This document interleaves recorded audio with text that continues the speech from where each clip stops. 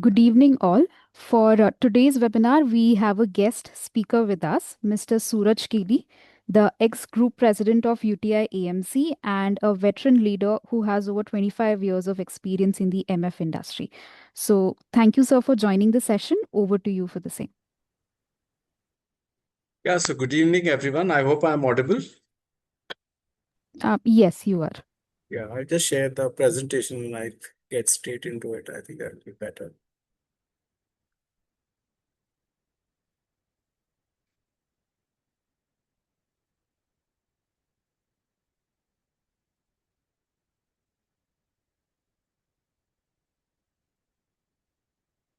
Is my slides visible to all? Yes, it is visible on the screen. Yeah, great. So good evening, everyone. And, first of all, welcome to this call. I think the whole idea is that, NGEN wants to strengthen its relationship with all of you. So one of the things, that we decided that we could do was maybe share some ideas regarding developing your business. So as you can see, the title of today's presentation is The 7 Habits of Highly Successful MFDs. And it's based on my book, which I had written, which is called The Ultimate Client Acquisition System for Financial Advisors. So as I was reflecting, in terms of what is it that the changes I want to see in MFD's behavior, because for any great result to be achieved, you have to first change your behaviors.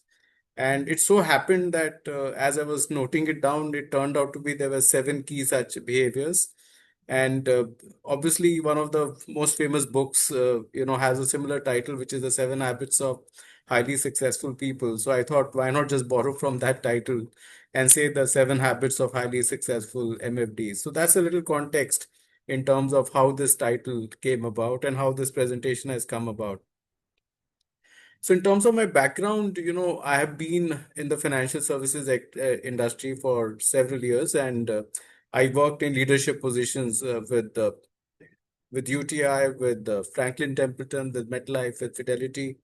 And in 2019, I gave up my corporate career, and since then, I've been doing some coaching and consulting work. So as you can see, I'm not a trainer, or I'm not really, coming with that kind of a background. So obviously, the whole idea is what you will hear from me is something that you can take away and actually put it into practice. And my personal view has been that you can attend as many programs as you want, but if you don't make changes after that, those programs have very little relevance. They may motivate you for a minute or so, for a few days, but ultimately you want to make significant changes in your business. So whatever work I do, I try to really bring that perspective into my work as well.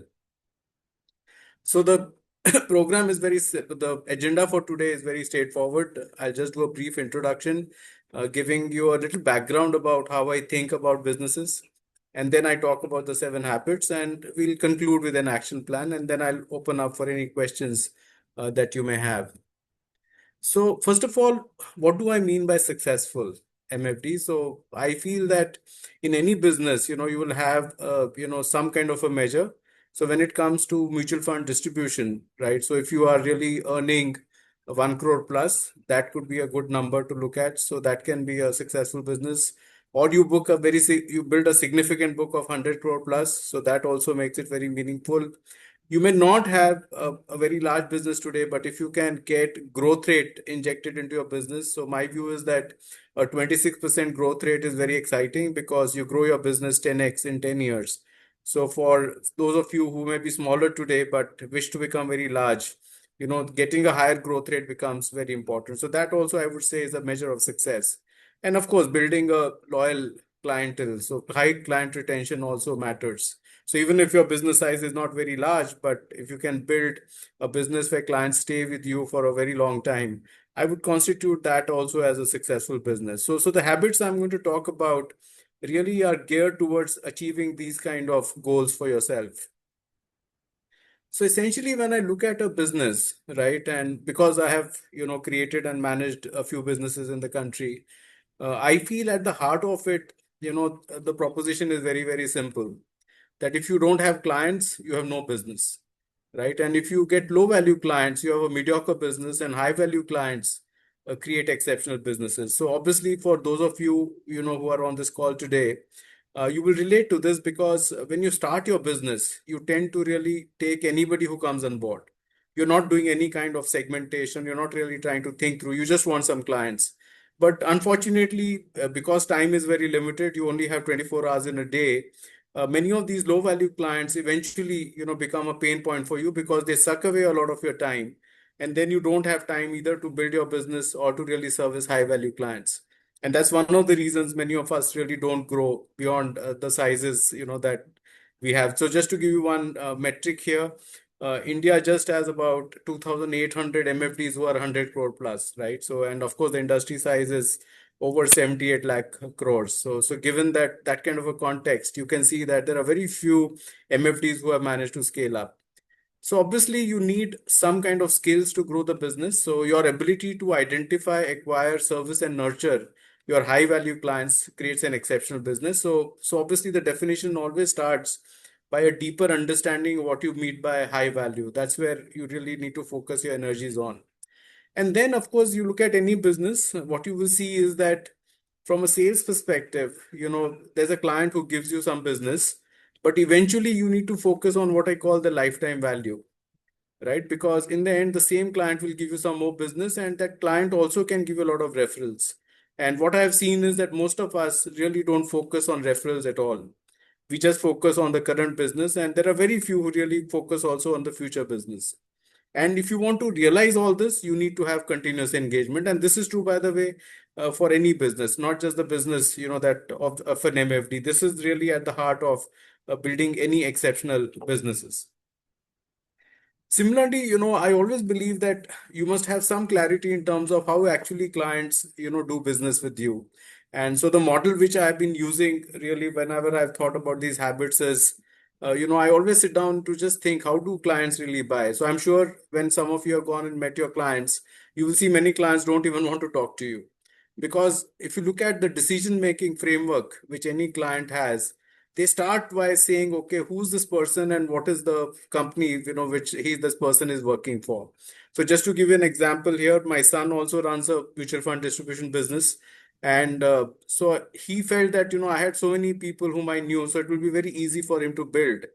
But I kept telling him that, look, what really happens is if I take you to some of my big clients or big friends who can give you really very large tickets, they were going to ask you this question that, okay, what about your company? And as you know, all MFDs generally have just only one person. They don't have really teams. So obviously, when he met one of my friends, asked him about his company, and he said, "Look, it's only me and my dog," because they were the only two in the company at that point in time. And now look at the competition, right? So if there's a banker who's servicing the same client, so he has the whole support of the banking system. So you don't stand really a chance. So many times, you may be wonderful, you may be trustworthy, you may have all the capabilities you may have, but your client expectations are very, very different. So how do you know that they have liked you and your company? When they start asking you about your business, because only if they cross this first two hurdles, they will talk to you about your business. So initially they have to like you, trust you, respect you, believe you, and so it's true about your company.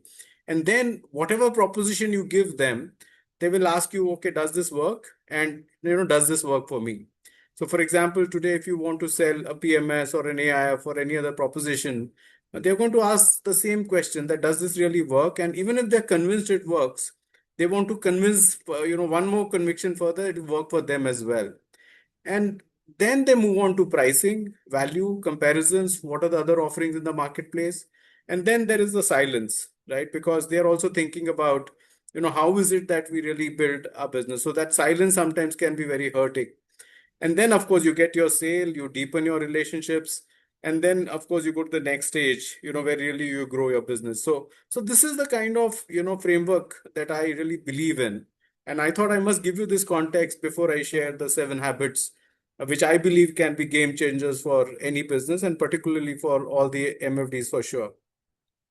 So why are we doing this session? Because the whole idea is that if you incorporate this business or these habits, you can really grow your business pretty large. And that's the reason. So I really want you to grow at a faster pace. And as you can see here from this, chart here, that if there are two MFDs in the first 2 3 years, They may have different habits, but you'll not see much difference in their numbers. But as time goes by, that differentiation becomes clear. And in my mind, I think the differentiation comes from behavior changes. And that's why habits become very, very important. So the whole idea is to, figure out a way to grow faster. So why I have focus on habits? And the answer is very clear that they are under your control. You are the master. Habits are observable. So if you're talking to someone, either you are demonstrating, a behavior and which can be measured. And if you're making some mistakes, you can clarify it, you can correct it. And all you need to know, that's why is, okay, what are these habits that these successful MFDs have done, who have grown over 100 crores, 200 crores, 500 crores? And what is the daily routine that they have? And how is it that you can incorporate that into your own? So that really is the backdrop. So obviously, in my session, I'm not trying to be a motivational speaker. So I'm assuming that all of you are wanting to grow and become very large, and you have a growth mindset, have a willingness to learn and change. And normally, if anyone has any doubt, I ask them to just do this little exercise that whatever you have as your current revenue. So let's assume if some of you are at, let's say, 10 or 20 crores and earning 80 basis points, you're earning about anywhere between 8 to 16 lakhs. And if you just multiply that number by 10x, you can see the difference that either if you're earning 8 lakhs today, in 10 years, if you can get 80 lakhs, just imagine what it does to your own life. So obviously, I do believe that many a times, we forget that there's a huge opportunity that India is offering you at the moment. And, if you just leverage it, you can actually change your life in a big manner. So I'm very, very bullish on the asset management industry as well as mutual fund distribution. So I would say that, but yeah, I'm not trying to get into a motivational talk today. So let's get straight into the 7 habits. And once I conclude this, we'll open up for questions. So what is the first habit? And so basically, for any business to grow, you need to get clients. And uh, but what if you're getting clients and you're losing some of the current ones? So you don't want that to happen. So if you get clients and you're failing to retain them, it's like, adding water to a leaking bucket. So the first habit is that you always start your day with client retention. And you know it's very interesting. If you really want to retain your clients, you have to define and track your service deliverables. So the habit here I'm talking about is, okay, what are your service deliverables that you have promised to your existing clients? And are you delivering it? Are you tracking it? So just to give an example, the service deliverables generally in our business are very simple. It could be, okay, I'll be always accessible to my client. So which means that, anytime a client calls you, they get a response very quickly. That could be one of the deliverables. It can also be that, okay, I'll do a portfolio review once a quarter. Now, obviously, some clients don't want a quarterly review. They may want it once a year. But whatever the frequency they have in mind, can you really do that as a service and track it? You can also build service deliverables like, okay, I'll ensure that I wish birthdays, to all my clients. And interestingly, if you start tracking it, you start realizing that you tend to be wishing birthdays only to your top few clients, but many of them, it's just a cold emailer that gets shot out from your CRM system. And there's actually no, deep wish behind it.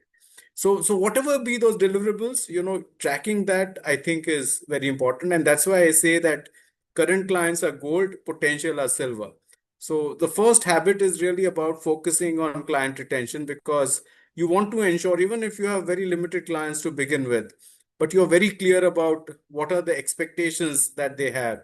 So you can even build expectations in terms of like, okay, whatever products I'm giving to my clients, I'll ensure that there's no blow up in those products. So you're always being a bit conservative, when you're trying to really, service your clients. So many of us, we believe that our goal is to give the highest returns and be competitive, but that's not the reality. Risk also matters, and risk also plays up from time to time. So you need to ensure that you keep that at the back of your mind as well.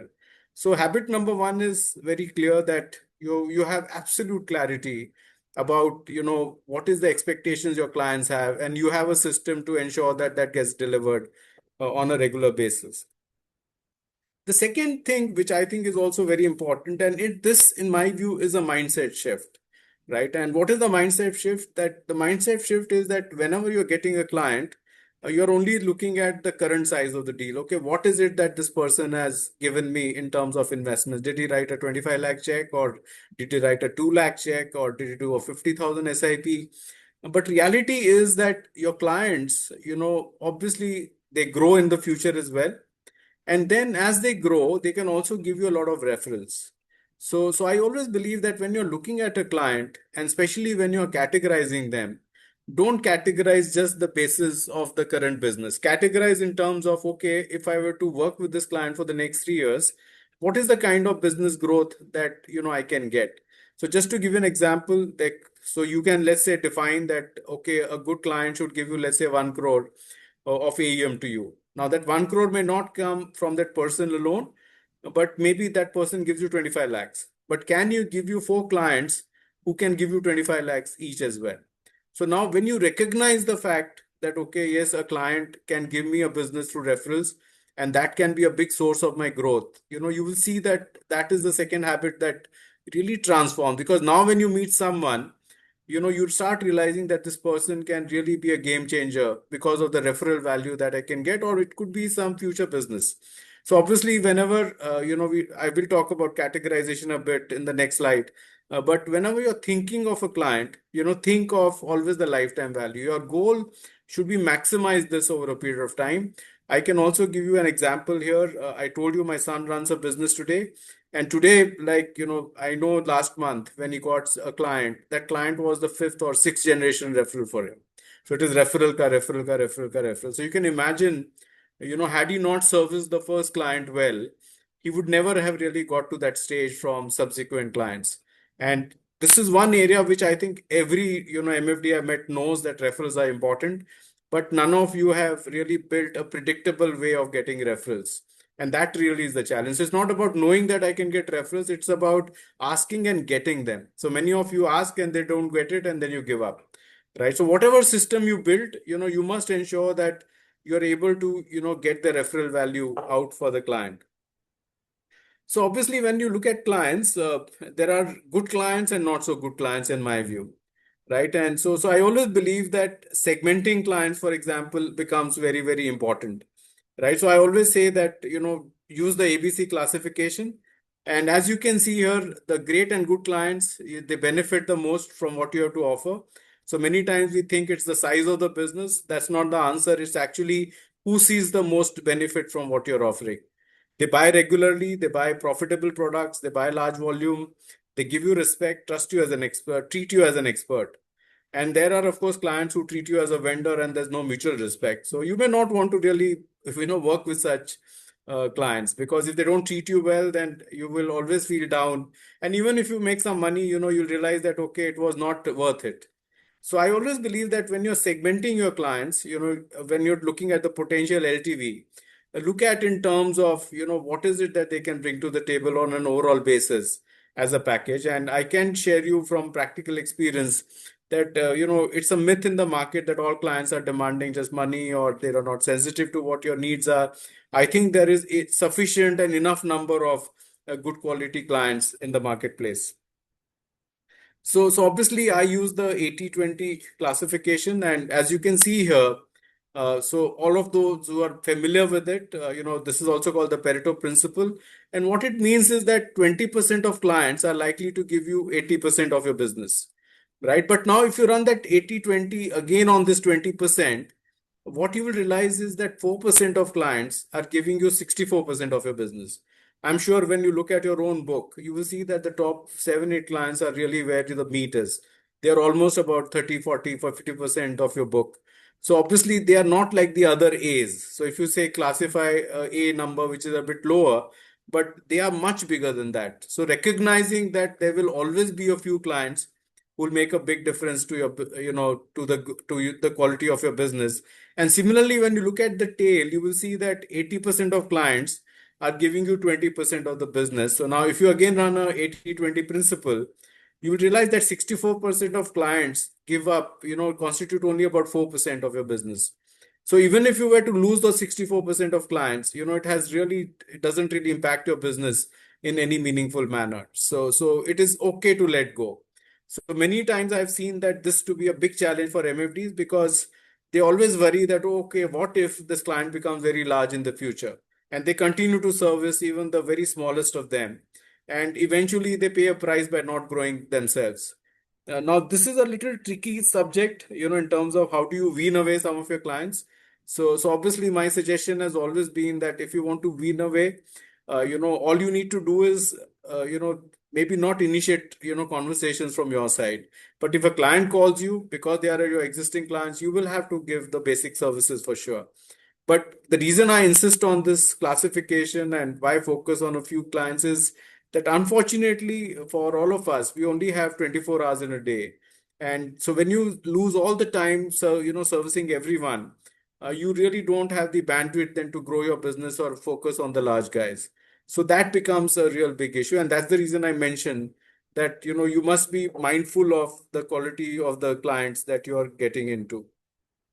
So the third habit, as I mentioned, is really about, focusing on clients that matter. You don't really want to be working with everyone. So as you can see, if you're very clear in your mind, who's my A plus in terms of clientele, you focus on your existing clients and then build the LTV through these guys. I think you will see a big differential in terms of the growth of your business. So coming to the fourth point, which is again logical flow here, that asking for referrals is really very, very important. And in fact, in my book, I share a methodology which is called the active referral technique, because my sense is that you also need a method by which you get those referrals. So the reason I built that technique was very simple, that I felt that many clients, many times when you meet clients, you don't get referrals because clients don't understand the importance of referral. For you, a referral is very vital, but how do you communicate that to the client really is very, very important. And as you can see, I do believe that asking for referral is and getting them is a skill. So if you tell me that you're very proficient in this skill, the way I would really evaluate that is that are you getting one referral per client per year? Now, obviously, when you ask for referrals from everyone, some will give, some will not. But I have seen that those who give referrals, they end up giving two, three. So averaging one per client become very easy. So now the good news is that the referrals that you get have a very high conversion ratio. So just imagine if you've got 100 clients and now you get 100 referrals. So obviously, if you get a 25% conversion from them, you are guaranteeing yourself 25 more clients. So I talked about this 26% growth rate.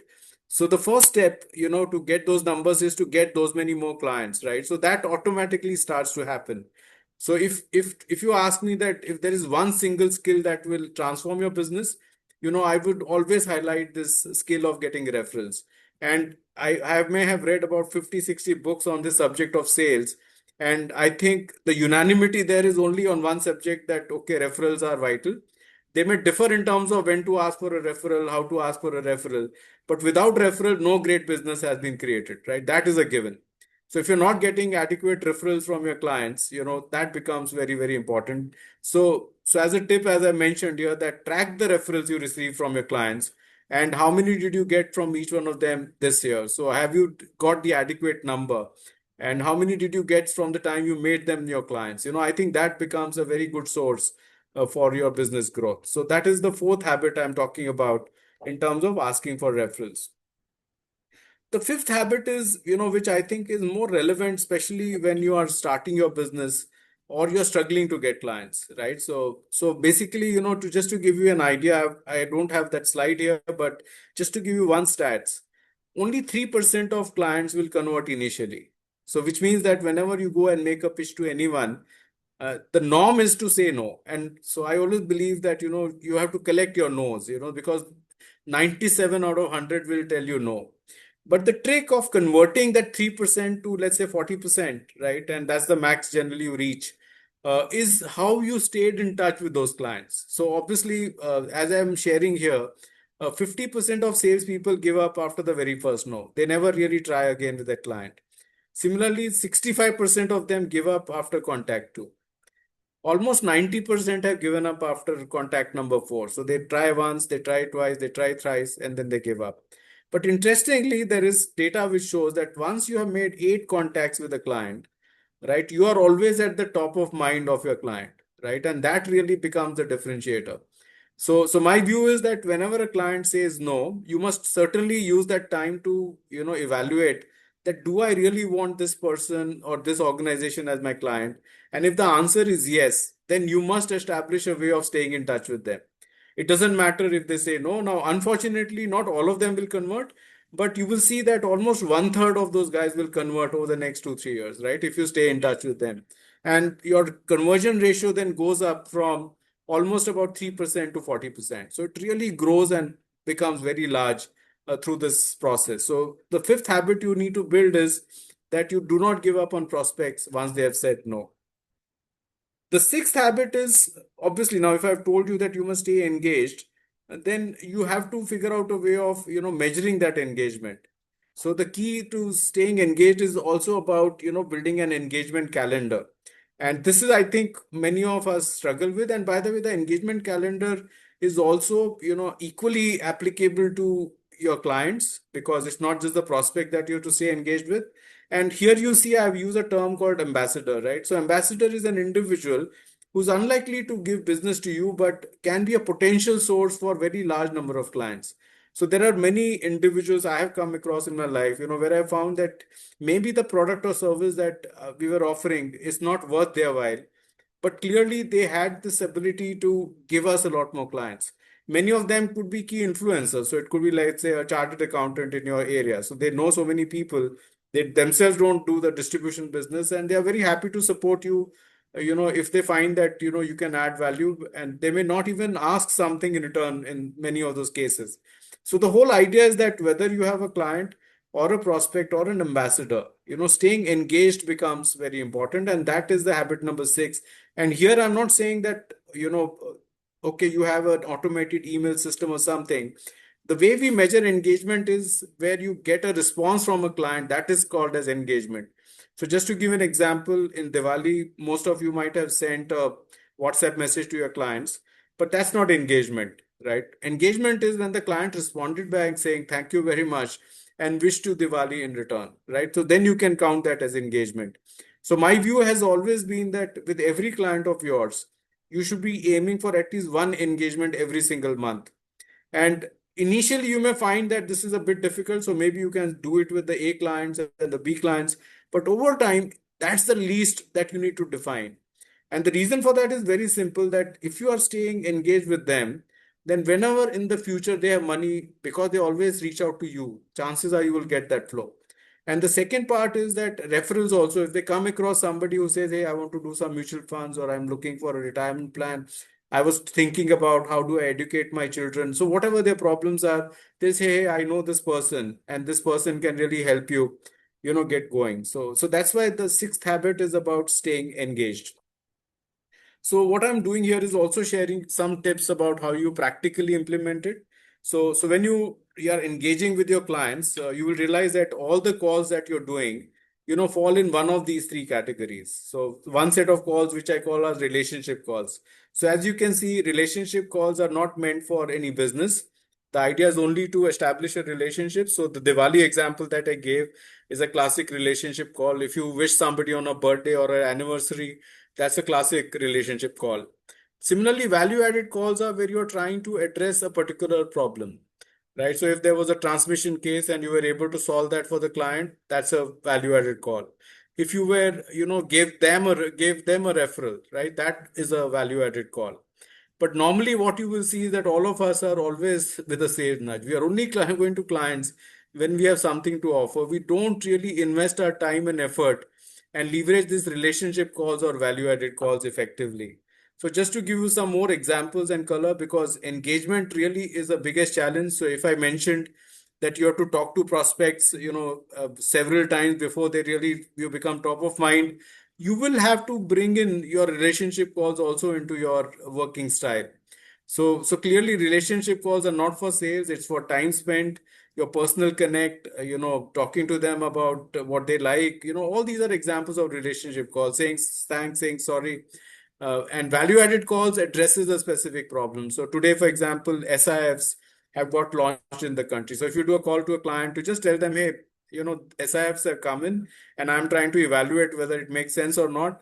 but this is what has happened in the marketplace. So you're just educating the client. So the idea is not to just get business, but tell them, okay, this is what really has happened. Or today there was a credit policy, and you call somebody and say that there is this cut which has happened. So hopefully your EMIs will go down, and now you can use that money to increase your SIPs, right? So I think those are very typical value-added calls. Sales nudges where you're always asking for sales. So you're pushing an NFO, you're doing something like that. That's a sales nudge. So ideally, the sales nudge should be only two out of those 12 calls in a year, right? So, and the reason you do those two calls is to always judge, that, okay, can I really grow my business or get a business going or get a new client? Because without the sales nudge, that won't happen. But you need to minimize it and increase the number of relationship calls and value added calls. So that is the habit which is also extremely important.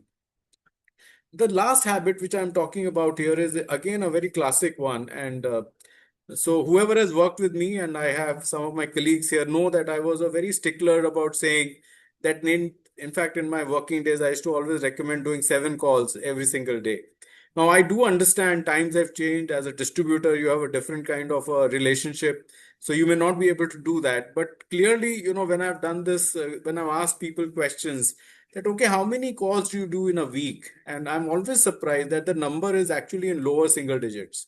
And sometimes the calls are only to existing clients and never even to a new prospect.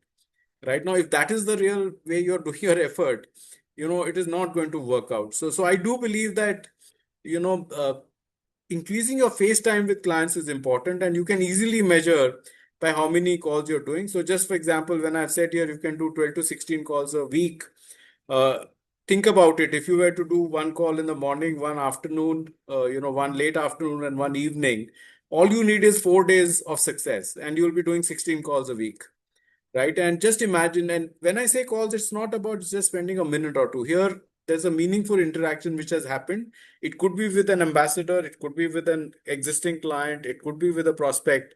But if you don't increase your input, you're not going to increase your output, right? So if you're not going to make those calls, there is no chance that you'll be successful. So I used to always joke with my colleagues that you should always be in air conditioned offices, right? And so they used to look at me, what you mean? And then I would just add, of your clients, right? So not in your own air conditioned office you're sitting, but you're always sitting in front of clients. No client really comes to your office. You have to move out and meet with them, and you have to figure out a way of building a routine which is not stressful on you, but at the same time you're able to accomplish 12 to 16 calls a week. And just imagine, if you get there, you're doing almost about 70, 80 calls every single month, and in a year you're doing almost 1,000 calls, right? And that just transforms your business. So, but if you don't increase your input, you will never be able to increase your output. So I think that's the seventh habit which I want to talk about. So in the interest of time, I will just quickly run through the last section, and I'll open up for questions, because the whole idea today was to just give you some insights that if you want to grow your business, it's not about the targets you set or how ambitious you are, but it is what you do every single day. That will be the differentiator. And till you don't do that introspection yourself, you will not get there. And as I mentioned here, all the seven, are very logical steps. Even if you don't write down, you'll be able to remember them. Okay, if you start with the first point, okay, let me start with my current clients. Think about the lifetime value that I need. Go down to the next step, ask for referrals, right? So you will see that logically this will all start flowing, and you'll be able to really do that. So obviously, if you want to succeed, there has to be learning. That learning has to convert to action. So you will start with something like that. I was doing something like this today, and now I'll be doing something like this going forward. And the more specific you are able to define that, right, you will see that, it will change. So just I gave an example here. I was doing 3 calls every week with my clients, and now I'm going to do 6. So that's a great example of, a habit change, and you can easily track it, because that's how it really happens. So I do feel that if you want to move from learning to action, you have to incorporate that in your daily life. My favorite example here is I always wanted to lose weight, and I never managed to do that. It is not that I didn't know what was to be done, but I was not putting it as a habit change, and I was not tracking it. So if I need to exercise 5 times a week and I don't track whether I've done those 5 times a week exercising, it's not work. If I know that I must give up sweets and I don't minimize my sweets, it's not going to happen. So you can attend as many webinars, as many insight sessions, but eventually from any session, what you really get into your habit is going to transform your business. So that really is important. So I've given here some examples, like, I was not following a segmentation strategy, but going forward, I will follow a segmentation class strategy, and I will classify all my clients in these five categories. Similarly, I give an example of the effort that I was doing 6 meetings a week, 3 meetings a week. Now I'll double it and I get to 12 meetings a week. So that's the way you really get those behavior changes going. I was not getting referrals. I will ensure I ask for referrals, right? So you start looking at each of those elements. I never followed up with my existing prospects when they said no. But now I'll make it a point that I'll stay in touch with them and go back to them from time to time. So all these are behavior changes that you need to bring in to grow your business.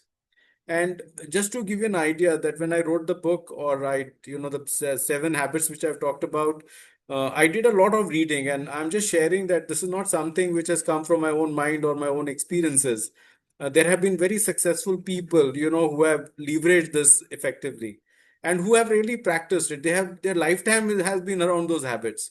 So just to give an example, Joe Girard is listed as the best, salesman ever who has been produced in the world, right? So very, very successful guy. Chevrolet is not the greatest of car, and he used to sell one car at a time.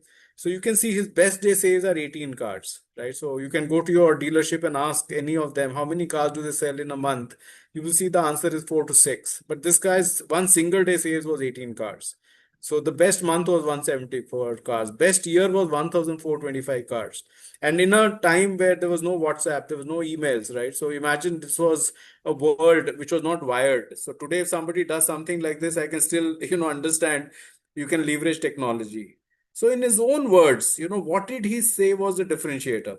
So his first thing was that I'm so organized, it's sickening. So when I say about habits, it may sound very boring at times, but reality is that that's where the tires hit the road. If you don't really get that right, you're not going to be successful. So I never sold a car in my life. I sold Joe Girard. People buy people, and that's what people buy. Right? So that is what he said. So he said the differentiator was never the products.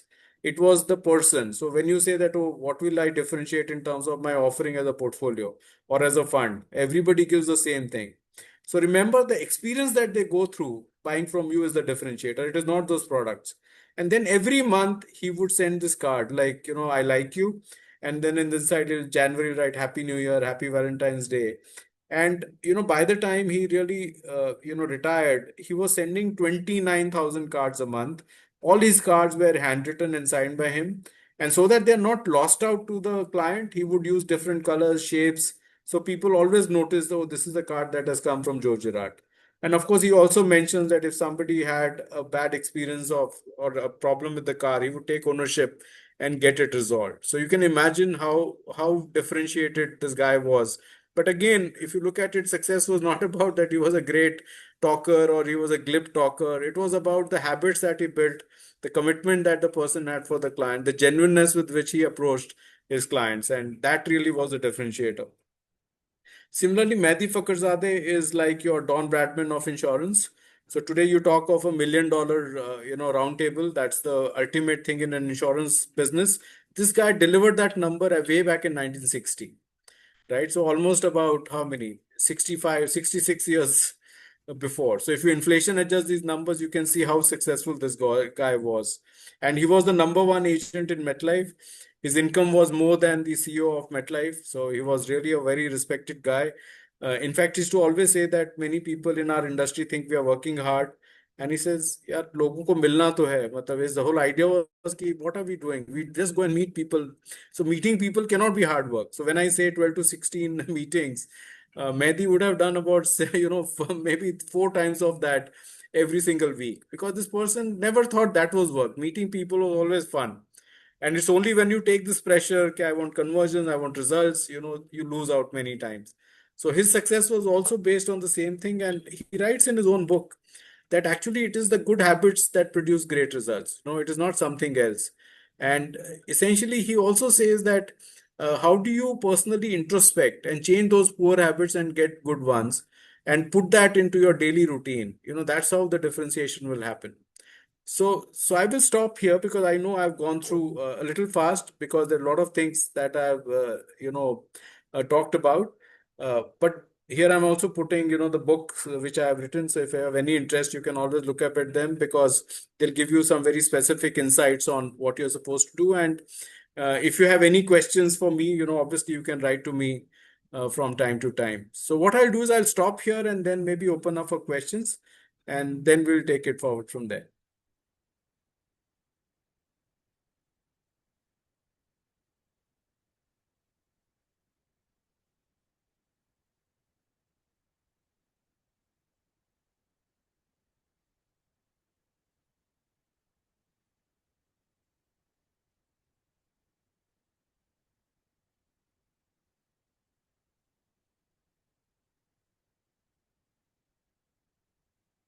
Hi, sir. Yes. Sir, there is no question. In fact, you have explained it so well and given a kind of path for all of us, and also the action plan, how we can do that, and why we should do that. Really thankful to you for making it so clear, because in our daily routine now we forget multiple things which are very important. And these kind of sessions, one that remind us of those important things, and two that a newer thing like whatever, like the insights come. So thanks a lot. Thanks a lot, sir.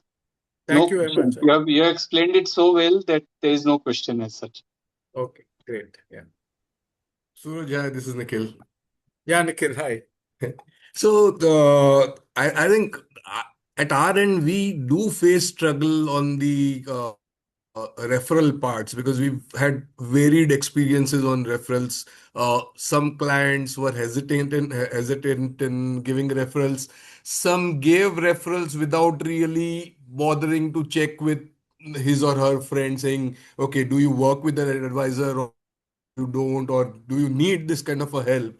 So most of the times it's been a dead end, and really we have not, and I think I would speak on the behalf of a lot of fraternity friends. I don't think many of us have really come out with a really good strategy of generating referrals. While I understand that the business grows only through referrals or 99.9% of the time, but I don't think there's really something which is really working for many of us out on the referral side. So maybe a quick few tips on how to really go about it.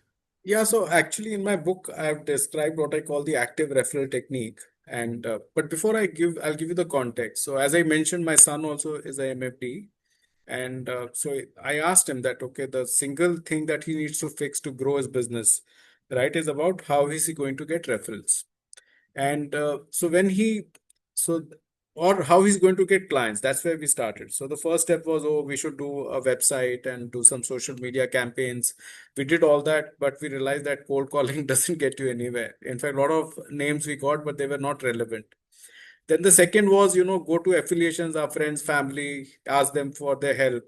And soon we realized that's the biggest source of disappointment. I'm sure when you also started your business, you would have expected some of your friends to help you or somebody in the Absolutely family. true. Absolutely true. They don't do that, right? No. So then I told him, boss, if these two are out, the only thing which is left out is referrals. So why don't you try and get some referrals? And within a month, he said that referral कोई देता नहीं है. मैंने पूछा कुछ नहीं होता. So I said, look, cold calling doesn't work. Your friends and family don't work. Or agar referral So also doesn't work, how will you grow? So then of course we went to the drawing board. It took us almost a couple of years to build this technique because it was not that it happened overnight. But soon we realized that actually referral for us is a lifeline. But how do I communicate that in the most correct. powerful way? So we started by very simple stuff, right? So we said, okay, there are three things which are required as preconditions, right? The first precondition is that the client is happy with our services, right? So the first step you Of need to do course. with your client is to, so the way you ask that question is, hey, I've been serving you for last 2 years or 1 year. Is there anything else that you want us to do for you? Right? So you don't have to say, are you happy? But you just say that, is there anything else? And in fact, we were surprised that two out of the 10 people whom, let's say, I would have put this question to, two of them had specific issues which they Okay. wanted resolution for. 8 of them said, nahi, nahi, sab theek hai. So Hmm. obviously the first part is easier. Second is we realize that you have to be in constant touch. So you can't just suddenly call one out of the blue moon. Hey, I went through a session with Suraj and now I want a referral. It doesn't work, right? So Yeah, you it have doesn't. to. So the rule we kept was that we must have at least 3 engagements in the last 3 months, Okay. right? So then we know that we are now in constant touch with the guy. And third, now we have to ask for the referral. So what I told my son was that, look, if you want a referral, the way you do that is you call your client and say that, look, I want to come and see you. And whenever you have 15, 20 minutes free, let me know. I'll come around that time. So the client will ask you, why are you coming? You don't tell them, oh, I'm coming for a referral because nobody will give you that meeting then. He said, नहीं मेरा काम है, but जब भी आप मुझे देंगे 15-20 minute मैं आ जाऊंगा. So one of his clients, I live in Dadar in Mumbai, and his our client is in Vashi. So he went, and so when he told Sparsh, "Why are you here?" He said, "So we have developed a referral script, and the script goes as follows: First 4 lines are words are magical. Sir, I need your help. As you know, we are in the trust business, so hence we never do cold calling or reach out to anyone. We only rely on referrals to grow our business. We'll be delighted if you can introduce us to one or two of, your friends, acquaintances whom you think can benefit from the services we offer. Thank you very much. True. These are the just 4 sentences, whichever way you now want to put that together, right, is what you're supposed to tell the client. So obviously the fact now this is the only one time you have to do it because there cannot be anything more powerful than that, where you have set up a meeting specifically for asking referrals. You went and communicated to the client the importance of it. And if you don't give me clients, I don't grow my business. It's as simple as that. Right. And then what we started was when we started doing that, right, we really became quite good at it. So, of course, from a practice standpoint, my son realized that, okay, referrals, it's not about I'm getting referrals or not. It's about saying that I will build that skill at any cost. And like in any other thing, this is a skill that you build. It is not something that comes into you just because you ask somebody for referrals, you get it. And you don't give up till you get a referral. So, and then I told him that never follow up on a referral because you've done whatever you had. You then just stay engaged Right. because Right. every time, every month, and that's why I said that that monthly engagement is the most important part. Hmm. And in fact, that also in our CRM system, we color code all the cells. We add a new month column and color code all the cells as red because the whole job for the month is that we have to convert the reds to green. We must stay True. engaged. And once the engagement happens, referrals flow all the time. True. True. Right. So that is the trick. So I think, Nikhil, that's the way I would Yeah. address. But yeah, if you want to really grow your business, you have to crack that code.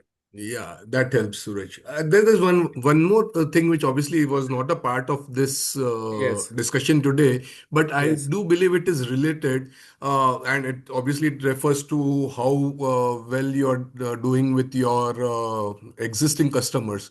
Yes. Normally, when you sit in front of them or you send them a questionnaire saying, "Okay, tell us how we are doing," uh, even if they feel that they want to be very honest or give us some constructive criticism, most of the time it doesn't come. So how do you really get into your client sharing things which may be pain points also, or one may not be bothering him, but okay, it is good to have. So how do you get some constructive feedback from your clients to improve yourself? See, Indians by nature don't like giving giving negative feedback. Right. Correct. So you have to get Yeah. the cultural context first. And my point of view is very simple. The only thing that is in your control is that only you can ask for it. How you ask for that question is important. So written one is difficult to get. See, in very retail businesses, in organizational sense, you do all those questionnaires and you get the customer satisfaction surveys going, right? That's the way it is done. Correct. But I Yeah. feel from an MFD perspective, right? You look at it, your 80-85% business comes with the top few clients. Correct. Right there, you can ask, and the way we ask our clients is very simple. Hey, we have been servicing you for so long, 6 months, 1 year. Is there anything else that you want us to do for you? Right. Hmm. And that response to that question is a great answer because if actually, so as I mentioned, 2 out of 10 do give us that feedback. Hey, I want this in particular, Correct. right? Or I want this in particular. Like one of the clients told us that I don't like your account statement. Okay. Right. So we said, okay, what kind of account statement do you want? And now when we designed and sent something to the guy, whatever we sent, he said no. right? So he was also not clear that this is what the client that they want, right? So many times the clients themselves are confused, but we kept at it. So it took us about 6 months, that iterations happened. But you won't believe that once the guy said, "Hey, this is what exactly I want," and then in another 3 months we had a 2.5 crore check from that guy. Wow. Right. So I think many times you think these are innocuous stuff, but I've been in sales, you know me for so many years. I've always focused on the daily routine, rest follows. Right. You know, I do remember. so whoever has worked with me knows that I only focus on, hey, what are you doing today? Because that's going to determine your success in the future, right? So Absolutely. your That ambitions don't get you there. It's your daily hard work that gets you there. correct. Great. Yeah. Thank you, Suraj. Yeah. Yeah. Thanks, Nikhil. Yeah. Yeah. Any other questions from anyone?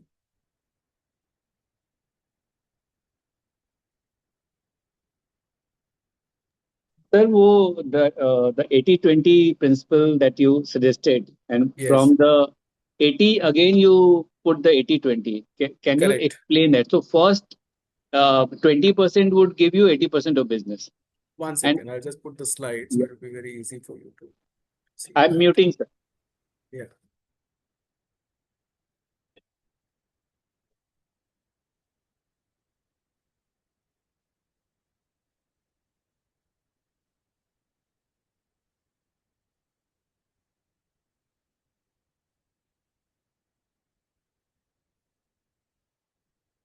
So basically, as you can see from the slide here, you have 20% of clients, which is the left bar chart, giving you 80% of the business. Yes, sir.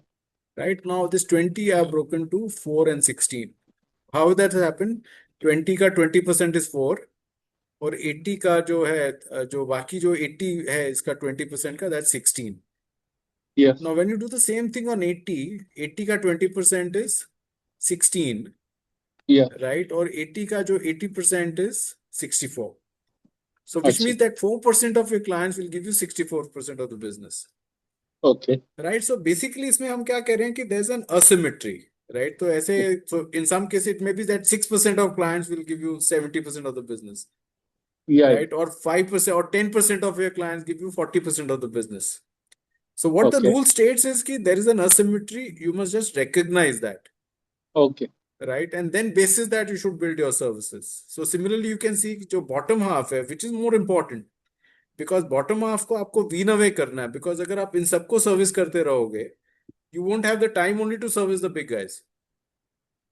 Yes, sir. Right. So bottom 64 may give 4% of business. That's right. So bottom 64 will give you 4% of the business, and so you can let go that business so that you can spend more time on the big guys and realize their potential. And what about these two 16, sir? नहीं, तो ये इसमें से आ रहे हैं कि जो आपके जो 80% है, इनके जो 20% क्लाइंट्स हैं वो 16% हैं, right? So they will also give you 80% of the business, वो भी 16% देंगे, राइट? सो वो मैथमेटिकली बन जाता है कि बेसिकली आप देखोगे कि 16% जो आपके 16 क्लाइंट्स हैं, जो 20% है इसका 80 का, वो भी 20 का 80% दे रहा है, तो 16% क्लाइंट 16% बिजनेस दे रहे हैं. अच्छा. Right, so that is how it is built. या ठीक है. ओके. या thanks.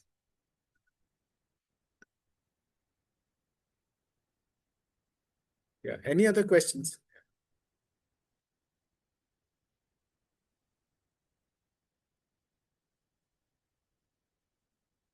So if there are no questions, then thank you a lot. And I see Dev and Arunab also on the call. So thanks to both of them for giving me this opportunity. And I loved sharing my thoughts with all of you today.